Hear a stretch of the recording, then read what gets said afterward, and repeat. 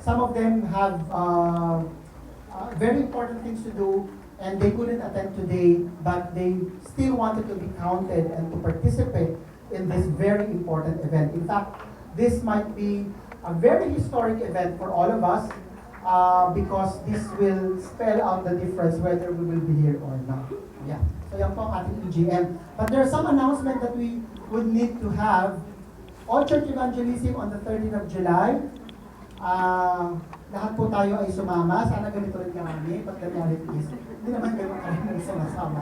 And also, the membership class. If you're not yet member of this church, because kung kayo po hindi pa member, hindi kayo nag-register po sa member ng church na ito, 6th of August 2017 at 3:15, we would have a membership class. Please do attend. The rest of the bulletin, our announcements are on your bulletin, so please refer to them. Bring them home, refer to them, so that you will be reminded of these things. Right. So, as of today, we have 213 plus 54. That's 267. So I declare, not that I'm also the preacher today, but I also declare that as the chair of the board, I declare that there's a quorum in our meeting and that we can proceed in order. Okay? Can I get, taas niyo po nga kamay niyo kung kayo sinasecond niyo yan. Taas niyo po yung kamay niyo. Second din po. Second. Okay. So later on we will vote and later on we will make a presentation. I hope you will be excited. I'm very happy today that the two previous preachers that were tasked to preach were had exposed the Word of God so powerfully. Brother Bong exposed to us the parable of the soil, and we've learned there that there are different kinds of soil, and which do you think you are there? And of course, Brother Bong exposed to us that we should be a good soil. And our brother Pastor Noel had given us this very beautiful message on resting on God and putting our trust in Him, and so that in all our ways, in all the things that are going on into our ways, we should be able to cast our anxiety and to rest in Him. And what does it mean really to rest in Him? And so that's a beautiful two messages on this ago. I was personally touched by these two men and these two messages that we have heard. Were you blessed last time? Amen. I'm very bold today because I'm speaking most to our members. Kasi hindi naman natin members na natin sa atin, medyo ano tayo. Pero ngayon, hindi na ako mag-iingat kasi okay members. Alright. But we have said that we were asked in our Christian tradition that we should be subservient to God. And indeed we should. We should be subservient to God. We should trust Him, surrender our lives to Him. But you know, in reality, it doesn't happen all the time.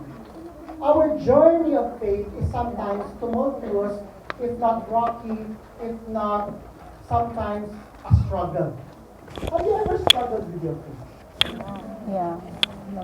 Konti lang, ang dami banal dito eh. Kaya ako pro na for second, daming banal eh, talagang. Church life. And so, and this will be very short, don't worry, urasan niyo ako, matatakot ako mga oras lang. Members kayo eh, so dapat alam niyo. But anyway, we will be discussing today experiencing theophany. Say theophany. Theophany. So yan, bagong word yan. Anyway, by the way, anyone of you who doesn't speak the vernacular Tagalog? French? Kung parle o ng Greg? Wala, lahat Tagalog. Okay, pwede. Tanggalin mo yung bulak sa iyo. Sabi mo yung anak kami. Kaya English. Mami mag-English din ako. Experiencing theophany. So, sulat niyo sa mga notebook ninyo. Theophany. Sinulat niya nila sa notebook. Lagay niya sa Facebook niyo. Theophany. Tanong ko ngayon, what is theophany? I don't know. Wala. Okay. I-add ko yan sa vocabulary niyo. This is a very beautiful word. And the reason why I'm not using this bombastic word just to impress you, because I couldn't find a very good word, a very apt word, to describe this narrative of ours other than theophany. So I invite the congregation to please stand as reference to the Word of God, we will be reading from Genesis chapter 32, verses 22 to 32.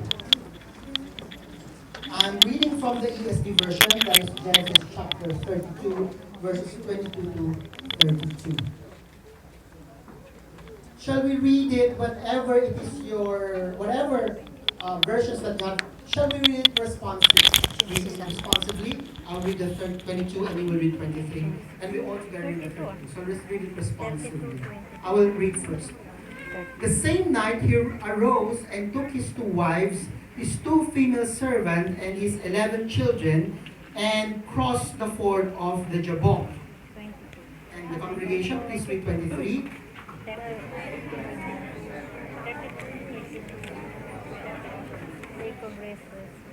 And Jacob was left alone, and a man wrestled with him until the breaking of the day.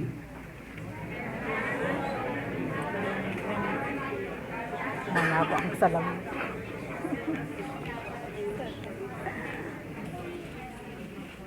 Then he said, "Let me go, for the day has broken." But Jacob said, "I will not let you go unless you bless me."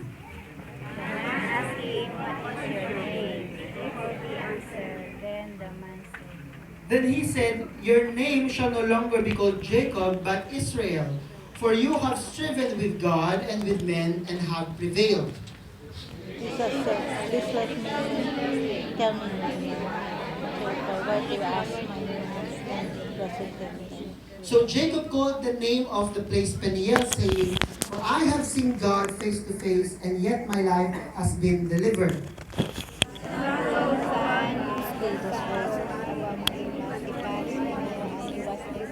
Let's all read. Therefore, to this day, the people of Israel do not eat the sinew of the thigh that is on the hip socket, because it touched the socket of Jacob's hip on the sinew of the thigh. May the Lord be worshipped and praised in the reading of His word. We name all of His people.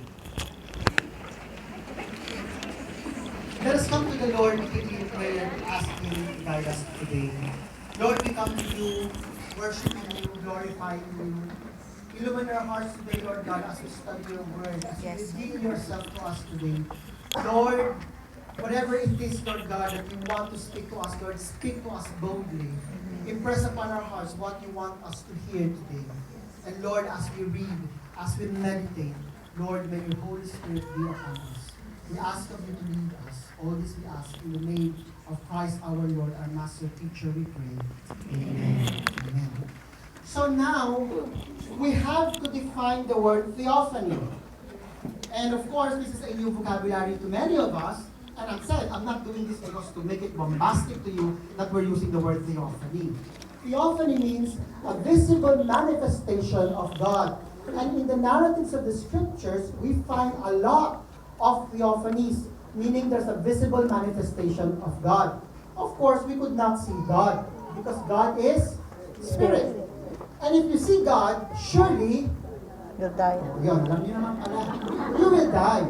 Why? Because God is a consuming fire. He is so holy, He is so glorious, that when you look at Him, you could not look Him straight to the eye because He is holy. In fact, in the book of Isaiah, there's a description there when the prophet Isaiah saw the train and the robe of the glory of God, he said, "I am undone."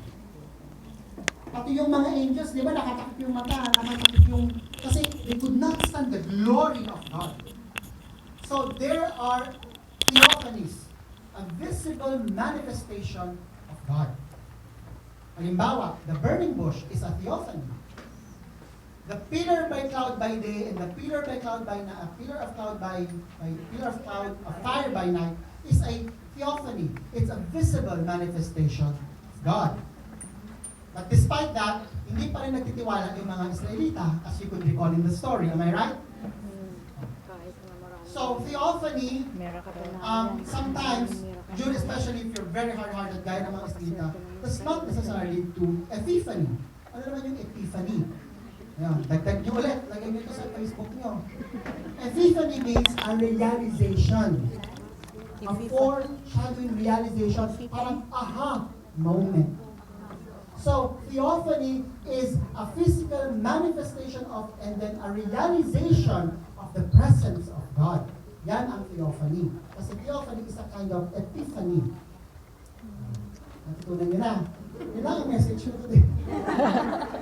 And there are many characters in the Bible that experience theophany, the visible manifestation, the visible realization of God. In many theophanies in the scripture, what we're reading, what we had just read a while ago, is different and bizarre. Because this is one theophany that wrestles with God.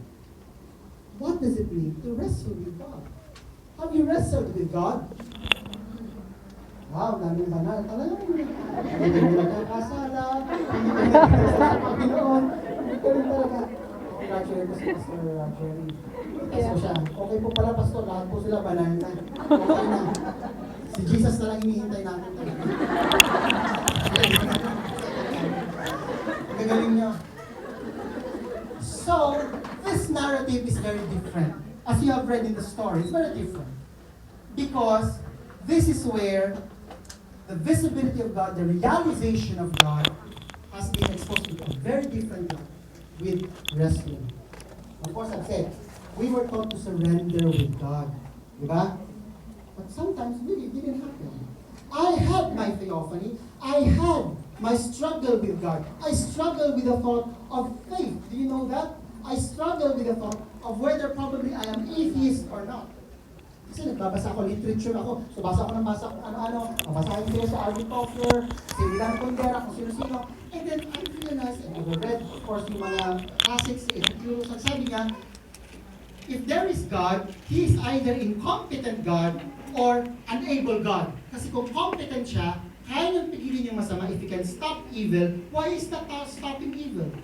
Either He could not stop it, because if He could, but He's not stopping it, He is an evil God, sabi ni Epicurus.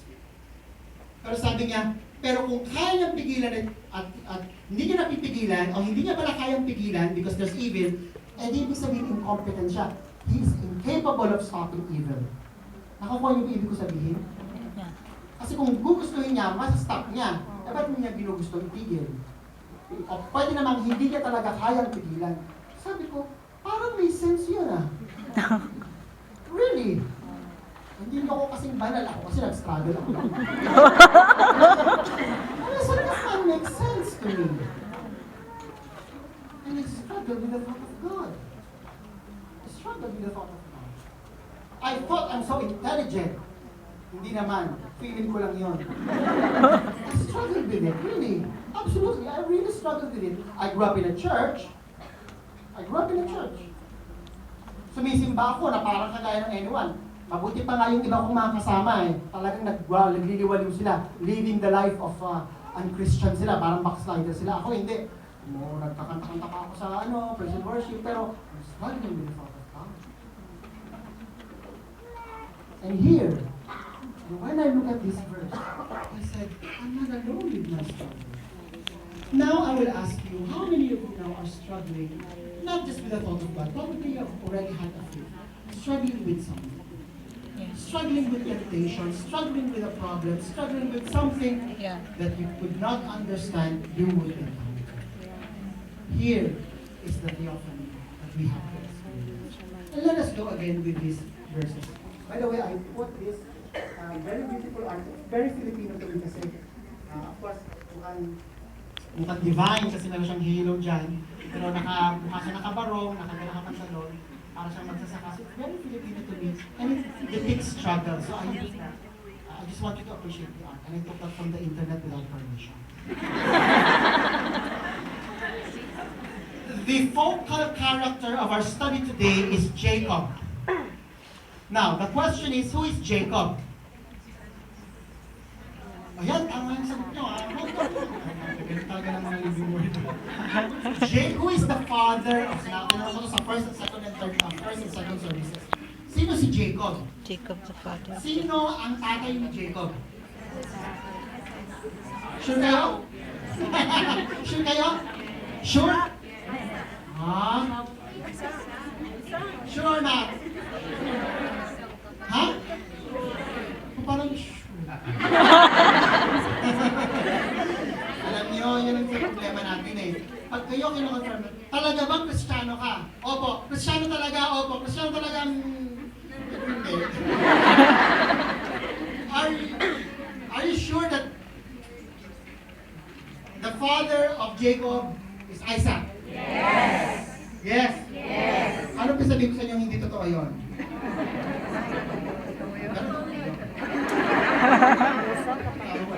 Kasi members kayo dito eh. Kaya pwede kayo maging ganyan. Who is Jacob? You know, let me just say this. Chapter 22, verse 22 to 23 is a cycle. Nandito ulit siya sa cross point nito. Let me just share with you the life cycle of Jacob. Now, chapter 32, verse 22 is this struggle from birth, struggle with the twin brother Esau. Because at this time, kaya siya nandun kasi pupunta siya kay Esau and there's an impending death before him. Am I right? You read the scriptures. Yeah. Huwag niyong gawin mamaya pag-uwi. Sa inyo. There is an impact. Pwede siyang patayin ng kanyang kapatid. Nandito siya. Ito rin ang kanyang pinagsimulan. Because from birth, as you would read from Genesis 25, he doesn't just have a brother. He has a twin brother. Sabi niyo, brother lang si Esau. Diba? Ano ba sa dito? Yung big. Esau ang Esau. Eso. English teacher din ako dati. Esau. Paano pagbasa? Diba? Eso. Esau. Esau. Hindi niya lang twin brother yun. Hindi niya lang brother yun. Twin brother niya. In fact, Jacob means supplanter. Why? Because when they were born, he was even struggling with it. He wanted to overtake Yeah, yung kanilang ano. Esau. Hawak-hawak niya yung Paa. ni Esau. He wanted to overtake him. They were struggling. And now on verse 32, they were again struggling. He would have to face his brother and perhaps his aunt Nemesis. How difficult it is. Yung kapatid mo ang kaaway mo. Meron ba kayong mga kapatid? Kung kayo very close sa mga kapatid nyo, bless you. Pag meron po mga hindi, bless us also. Kasi magkakaiba kayo, di ba? Imagine dalawa lang yan, nag-away pa. Dalawa din yung anak ko pala yung lalaki. So I hope they will not kill each other. That's what happened. Now, here's what happened. When they grew up, they were struggling. What is the name of Jacob's mom? Sino? Ayan ang sinasabi ko. Pangalan? Sure? Yes. Then, bakit tinatanong kayo sure kayo? Bakit sabi sure? Panindigan nyo, sure. Sure na. Sure. Rebecca ang pangalan. Now, Rebecca, that's why mothers don't play favorites. He heard that Isaac wanted to bless the sons. And he said, Jacob, because ang favorite is Jacob. Sabi nga, Jacob, I want you to get the blessing. And Esau is the firstborn. He would have to get the first blessing. And he said, sabi ng tatay mo, your father said that he will bless Esau, but he asked him to go and get a portion of meat from his exploits, and then come back and prepare a stew. Anyway, I already prepared something. Go to your father, pretend that you are the brother, and receive the blessing. Sabi niya, hindi ako balbon, kasi balbon si Esau. Nagsuot siya ng Cloth na ano.